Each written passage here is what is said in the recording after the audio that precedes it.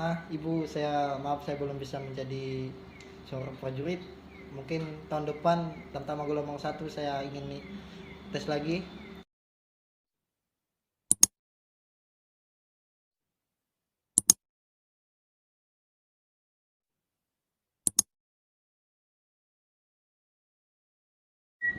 Oke, semangat pagi buat semua penonton YouTube. Ya, hari ini saya kedatangan tamu. Ya, hari ini kita akan menceritakan tentang bagaimana pengalaman anak perbatasan yang ingin atau bercita-cita menjadi seorang tentara. Oke, kita simak ceritanya. Let's go. Oke, tamu kita ini sudah ada di sebelah saya sendiri ya. Oke, boleh perkenalkan namanya? Boleh. Ya. Nama saya Dedi. Tanggal lahir 16 Januari 2002. Saya berasal dari Kalimantan Barat, khususnya Kecamatan Badau, Kabupaten Kapuas Hulu. Iya, Kabupaten Kapuas Hulu ya. Kita sekarang berada di perbatasan ya, perbatasan Indonesia Malaysia.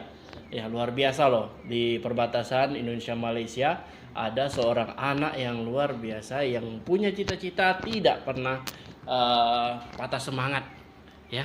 Siap. Ya, tidak pernah patah semangat dalam menempuh cita-citanya.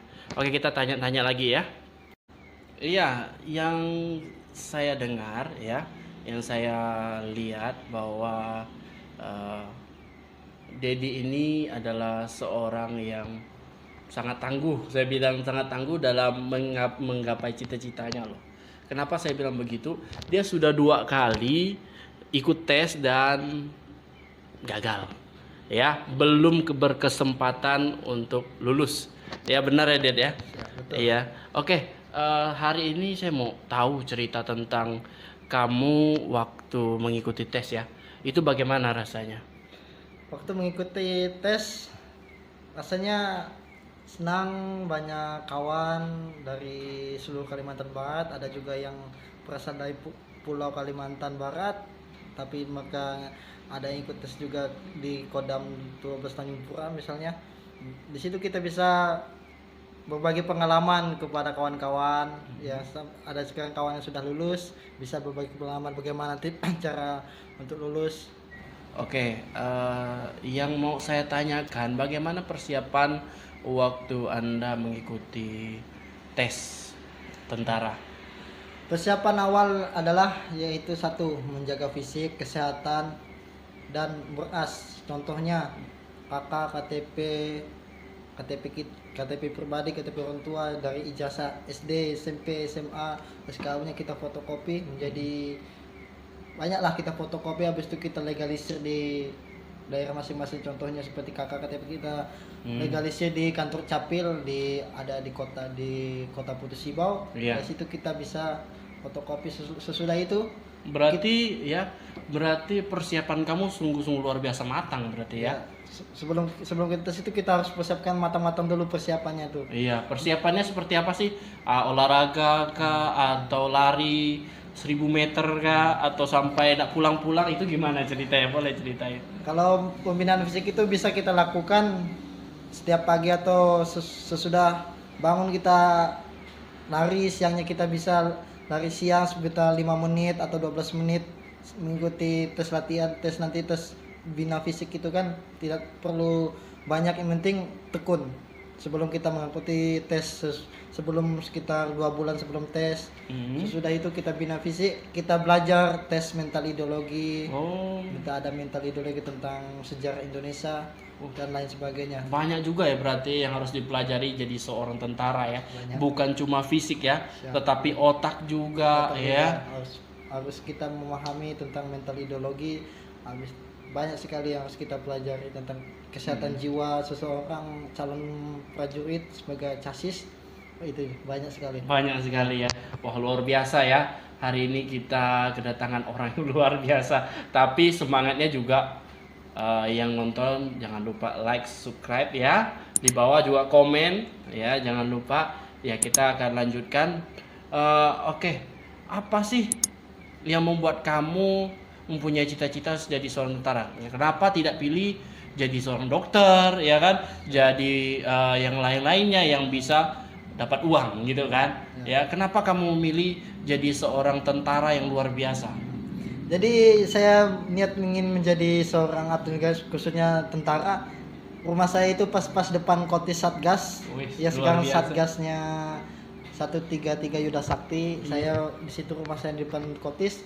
Jadi setiap pagi saya melihat tentang apel, ada yang ikut KPSF setiap dari kecil, dari 2015, dari Satgasnya 315 Garuda, dari Kodam 3 semua. Saya dari kelas 6 SD saya sudah mempunyai cita-cita ingin menjadi seorang prajurit. Nah, dari situ saya belajar. Kenapa saya ingin menjadi prajurit? Karena menjadi seorang prajurit TNI itu enak, bisa membela negara, bisa mengabdikan diri kepada negara, dan bisa membanggakan orang tua sekaligus. Wow, luar biasa ya. Berarti bukan kemarin sore, oh saya mau cita-cita jadi tentara, langsung latihan fisik, lalu apa ini ya, baru rupanya sudah dari kecil ya, berarti ya. Dari kecil. Sudah dari kecil, memang lokasinya juga berdekatan dengan Satgas ya. Siap. Apalagi kita di tempat ini pas perbatasan ya, Perbatasan memang daerah-daerah yang rawan Iya. ya. Tetapi di sini kita tidak mencerita tentang itu.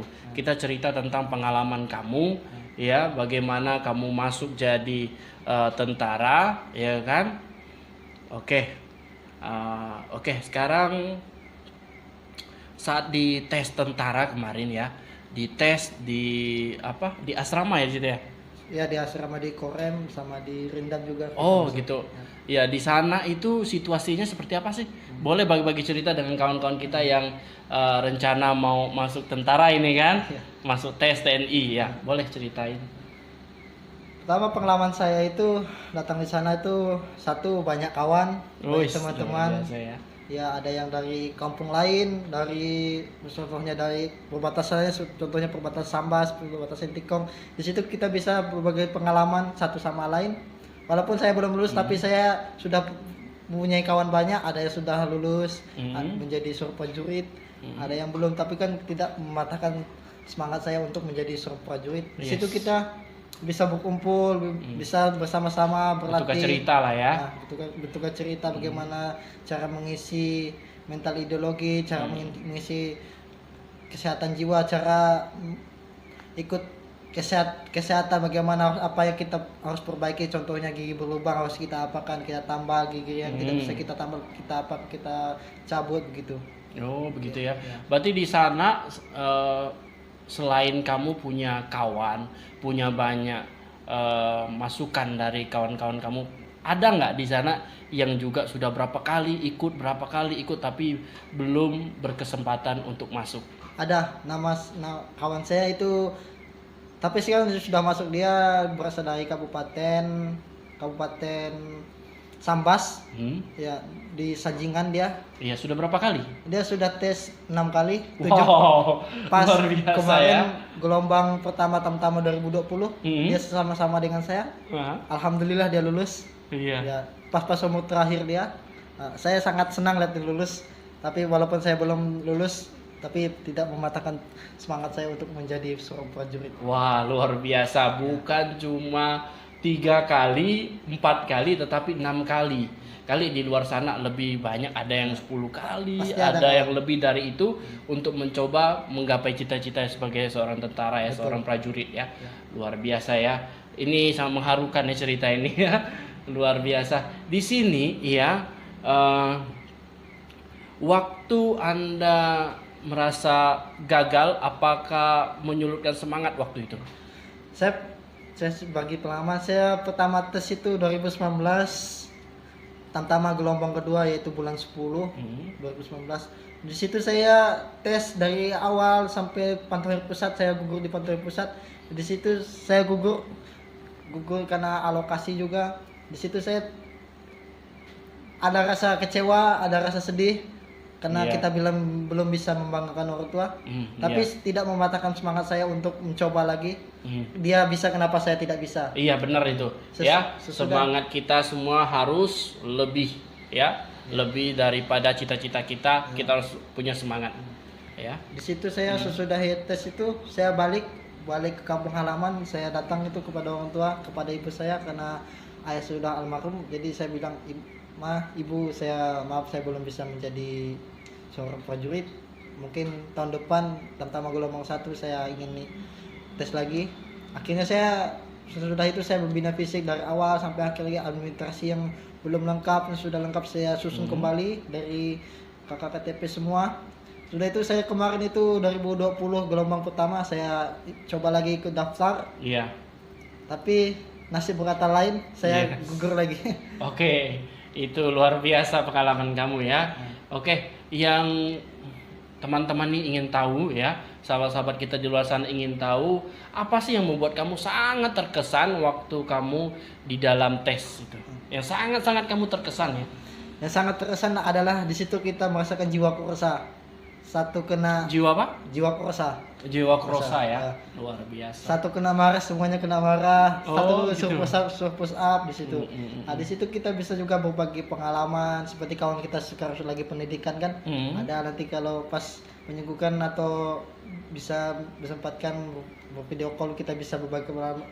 Coy, kamu atau kamu di kemarin itu bisa sharing-sharing bagaimana caranya bisa tips cara lulus gitu. Iya, iya.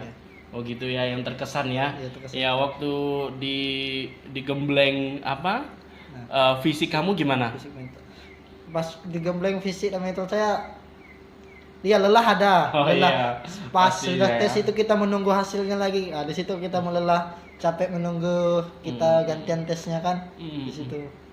Oh gitu ya, luar biasa ya. Terus juga tenaga aja, tapi tidak mematahkan semangat. Wis, luar biasa. Seorang casis gitu harus. Benar ya.